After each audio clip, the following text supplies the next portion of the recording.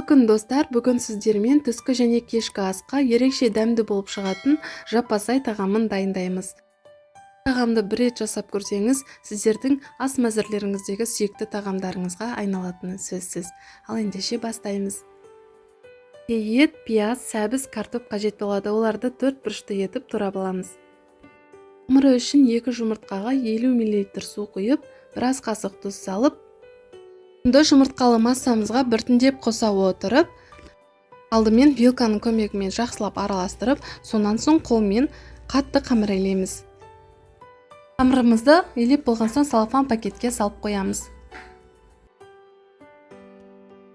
Мен қазанға май құйып, сонан соң етімізді, пиязымызды, сәбізді, картопты салып, біраз қасық томат салып, дәміне қарай тұз бұрыш салып, бір бокал су құямыз. Сонан соң баяу отта 15 минутқа қақпағын жауып қоямыз.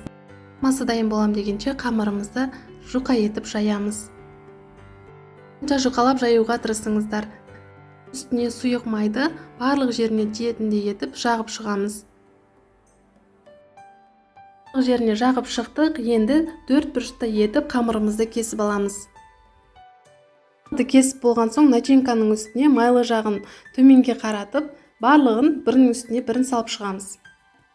Қамыр майлы болғандықтан және жұқа етіп жайылғандықтан бір-біріне ешқандай жабыспайды. Осылай барлық қамырымызды бір-бірінің үстіне жайғастырып, қақпағын жауып, баяу отта 15-20 минутта дайын болады. Көріп тұрғандарыңыздай қамырлары дара-дара болып, начинкасы да езілмей түседі. Көруге кеңес беремін, егер жасамасаңыздар, жасап көріңіздер, сіздердің сүйікті тағамдарыңыздың біріне айналатынына сенімдімін. Сіздермен болған Салтанат. Каналға тіркеліп, лайк, коммент қалдыруды ұмытпаңыздар. Қош сау болыңыздар.